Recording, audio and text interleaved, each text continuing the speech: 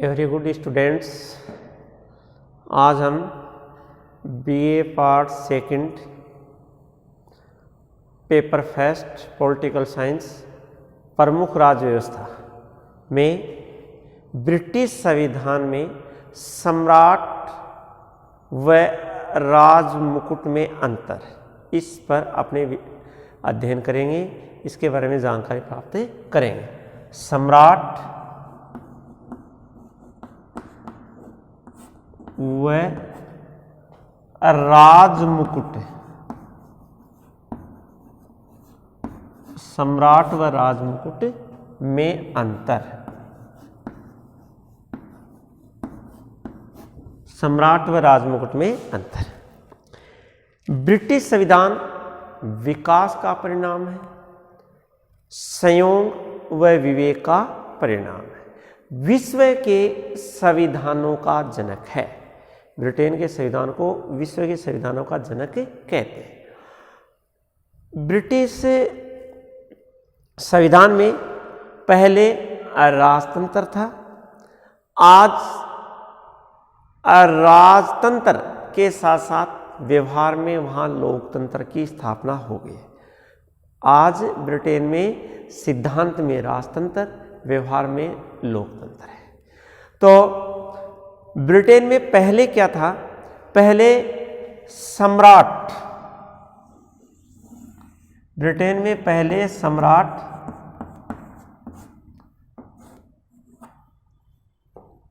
शासन भी करता था, राज भी करता था। शासन भी करता था, राज भी करता था, राज भी करता था।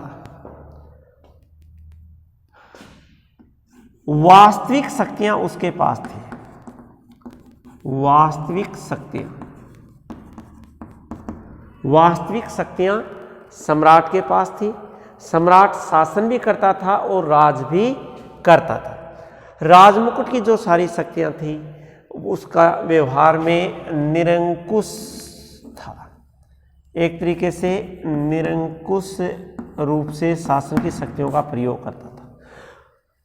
लेकिन अब ब्रिटेन में पहले जैसी स्थिति नहीं है, यानी आज वर्तमान में सम्राट राज करता है, शासन नहीं करता। अब क्या स्थिति है?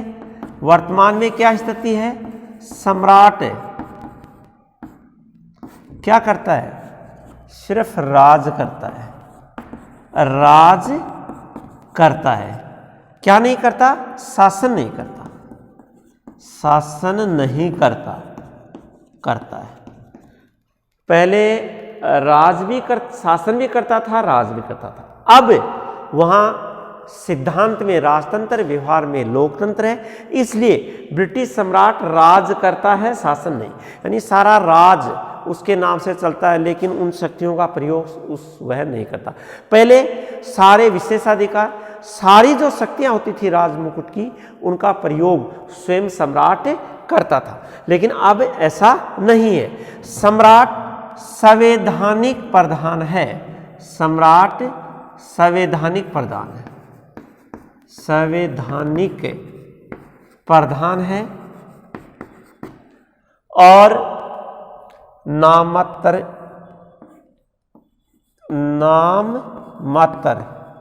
की शक्तियां हैं, की शक्तियां। तो ये पहले जो सम्राट की स्थिति थी वो ये थी, अब सम्राट की स्थिति ये। अब ये जो हमें परिवर्तन दिखाई देता है, ये परिवर्तन 1688 की गौरवपूर्ण क्रांति से आया। गौरवपूर्ण क्रांति 1688 की गौरवपूर्ण क्रांति से ये परिवर्तन है। कैसे है कि 1688 की गौरवपूर्ण क्रांति को गौरवपूर्ण क्रांति भी कहते हैं, श्वेत क्रांति भी कहते हैं, श्वेत क्रांति भी कहते हैं, रक्तहीन क्रांति भी कहते हैं। रक्तहीन क्रांति, रक्तहीन क्रांति भी कहते हैं। यानी विश्व इतिहास में ये एक ऐसी क्रांति थी जिसमें बिना खून खराबे, बिना गृह युद्ध के शांतिपूर्ण तरीके से सम्राट की शक्तियों को संसद के अधीन कर दिया गया, सम्राट को संसद के अधीन कर दिया गया, लोकतंत्र की स्थापना कर दी गई। तो कहने का अर्थ है कि जहाँ भी लोकतंत्र की स्थापना हुई, जैसे फ्रांस में 1789 की क्रांति हुई, वहाँ खून खराबा हुआ, यानी हर जगह रक्तपूर्ण क्रांति हुई, लेकिन ब्रिटेन में इस परिवर्तन में किसी प्रकार का खून खराबा नहीं हुआ। शांतिपूर्ण तरीके से वहाँ लोकतंत्र की स्थापना होगी, सम्राट को संसद के अधीन कर दिया गया। अब सम्राट के दो रूप हो गए। इस क्रांति के बाद सम्राट के दो रूप हो गए। अब दो रूप कौन से हो गए? अब दो रूप ये हो गए, देखो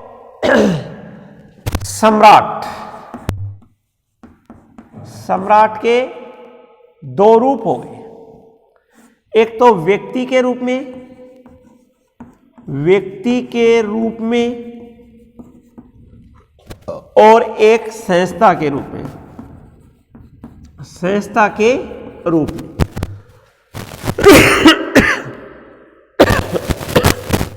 व्यक्ति के रूप में सम्राट कहलाया और संस्था के रूप में राजमुकुट कहलाया। तो इस प्रकार से सम्राट और राजमुकुट, व्यक्ति सम्राट के दो रूप हो गए। एक तो सम्राट व्यक्ति के रूप में ये सम्राट हो गया, और एक सम्राट संस्था के रूप में ये राजमुकुट हो गया। अब सम्राट और राजमुकुट में बहुत अंतर है। आज संवैधानिक या वैधानिक व सीमित राजतंत्र है। ब्रिटेन में आज वैधानिक और सीमित राजतंत्र है। राजमुकुट और सम्राट में अंतर पाया जाता है। पहले सम्राट ही राजमुकुट था, राजमुकुट ही सम्राट था, क्योंकि राजमुकुट की सारी शक्तियों का प्रयोग सम्राट ही करता था, उनके विशेषाधिकारों का प्रयोग सम्राट ही करता था। लेकिन आज वहां सीमित संवैधानिक राजतंत्र है। सम्राट संपूर्ण अकेला राजमुकुट की शक्तियों का प्रयोग नहीं करता। वह जनता द्वारा चुने हुए साधारण जनता द्वारा चुने हुए जनप्रतिनिधियों के माध्यम से इन शक्तियों का प्रयोग करता है। अकेला इन शक्तियों का प्रयोग नहीं करता है, पहले अकेला करता था। तो ब्रिटेन में सम्राट और राजमुकुट में क्या अंतर है? सम्राट और राजमुकुट। तो देखो, सम्राट व्यक्तिक है,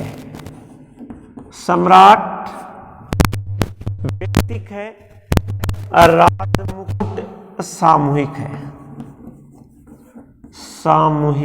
राजमुकुट है, सम्राट व्यक्तिक है, राजमुकुट संस्था है।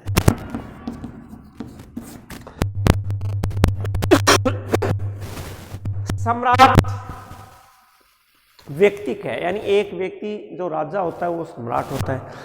अब सम्राट के जो सारी शक्तियां पहले थी, जितने भी उसके पास अधिकार थे, जिनका वो निरंकुशतापूर्ण प्रयोग करता था, आज संवैधानिक व सीमित राजतंत्र होने के कारण उनका हस्तांतरण एक संस्था में कर दिया गया है, जिसका नाम है राजमुकुट, जिसमें संसद भी शामिल है, जिसमें मंत्रिमंडल भी शामिल है, जिसमें राजा स्वयं भी शामिल है।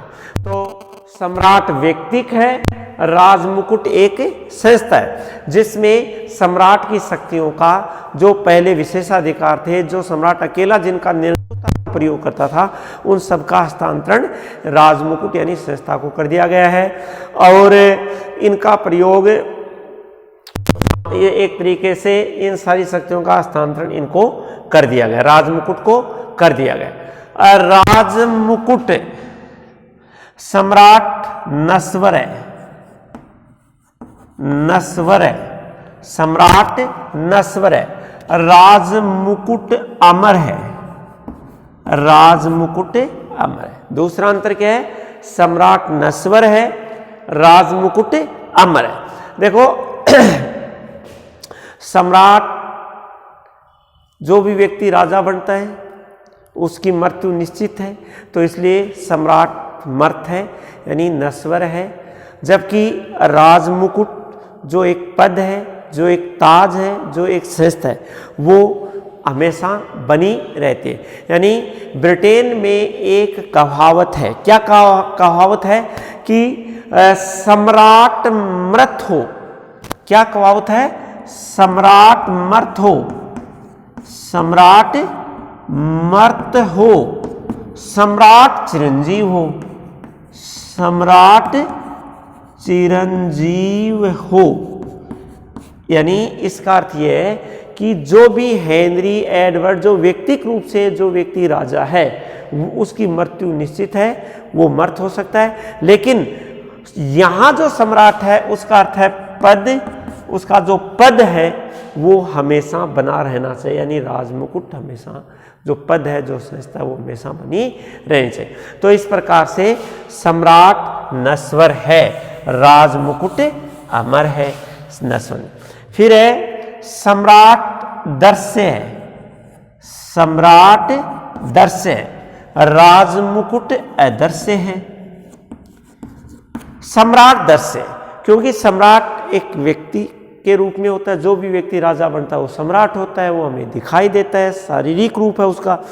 तो इसलिए सम्राट, जो भी व्यक्ति राजा बनता है, शरीरधारी होता है, जो भी व्यक्ति राजा बनता है वो दर्श्य है, हमें उसका रूप दिखाई देता है कि भाई वो राजा है, हेनरी राजा है, एडवर्ड राजा है, जो भी चार्ल्स राजा है। तो जो भी व्यक्ति के शारीरिक रूप से जो पद धारण करता है वो सम्राट होता है, व्यक्ति को होता है जो दिखाई देता है। तो ये दर्श्य क्यों है? क्योंकि ये व्यक्तिक है, व्यक्ति होता है, इसलिए वो दर्श्य है।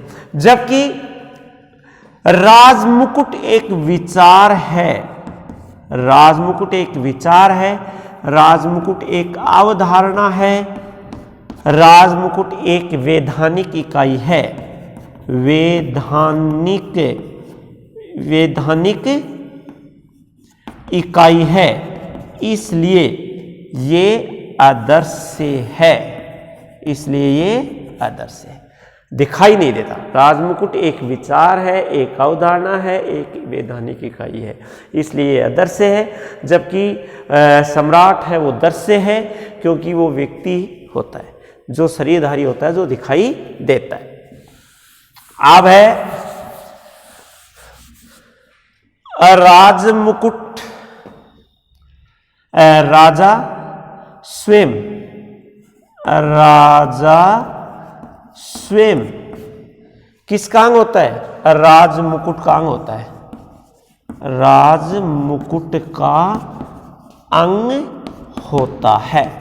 राजा स्वयं राजमुकुट का अंग होता है, यानी राजा एक व्यक्ति होता है जो राजमुकुट का एक अंग होता है। राजमुकुट की जो राजमुकुट में कौन कौन शामिल होते हैं? राजमुकुट में शामिल होता है जैसे संसद है, मंत्रिमंडल है और स्वयं सम्राट, स्वयं सम्राट भी। तो राजमुकुट का इनके साथ ये राजा भी इसका एक अंग होता है। फिर है राजा शक्तिहीन, राजमुकुट शक्तिशाली है, राजमुकुट शक्तिशाली है, शक्तिशाली है। राजमुकुट होता है वो राजा से ज्यादा शक्तिशाली होता है, क्योंकि राजा स्वयं राजमुकुट का ही एक अंग होता है। राजा स्वयं जन साधारण द्वारा चुने हुए प्रतिनिधियों के माध्यम से संसद वह मंत्रिमंडल के साथ मिलकर के इनकी शक्तियों का प्रयोग करता है, अकेला प्रयोग नहीं करता। तो इस प्रकार से राजमुकुट शक्तिशाली होता है। इसमें संसद की शक्तियाँ, मंत्रिमंडल, राजा सबकी शक्तियाँ होती हैं, जबकि राजा एक राजमुकुट की बजाय शक्तिहीन होता है, इतना शक्तिशाली नहीं होता जितना राजमुकुट होता है। अब राजमुकुट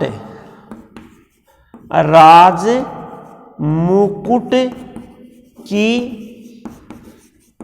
शक्तियों के प्रयोग के लिए, राजमुकुट की शक्तियों के प्रयोग के लिए राजनीतिक रूप से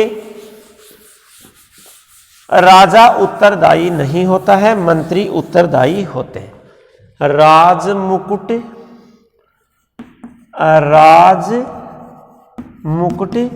की शक्तियों के प्रयोग के लिए, राजमुकुट की शक्तियों के प्रयोग के लिए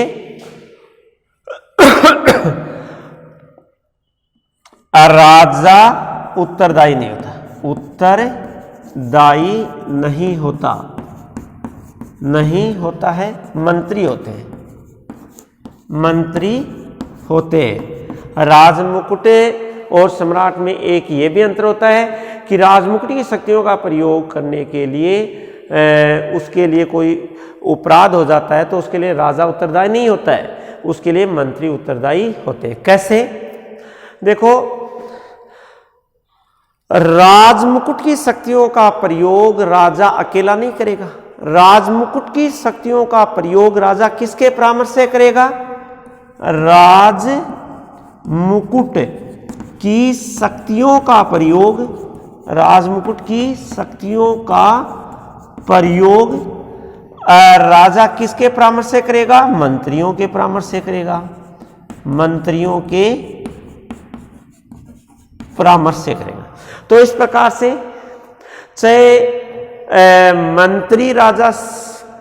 चाहे राजा मंत्रियों से के परामर्श से कोई कार्य करे, चाहे मंत्री राजा की ओर से कोई कार्य करे, राजमुकुट की शक्तियों के प्रयोग के लिए राजा उत्तरदायी नहीं होता है, मंत्री उत्तरदायी होते हैं, क्योंकि व्यवहार में उनका प्रयोग मंत्री ही करते हैं। तो इस प्रकार से राजा राजमुकुट की शक्तियों के प्रयोग के लिए उत्तरदायी नहीं होता है, मंत्री उनके लिए उत्तरदायी होते हैं। अब सम्राट व्यक्तिक है और राजमुकुट सामूहिक है। सामूहिक है।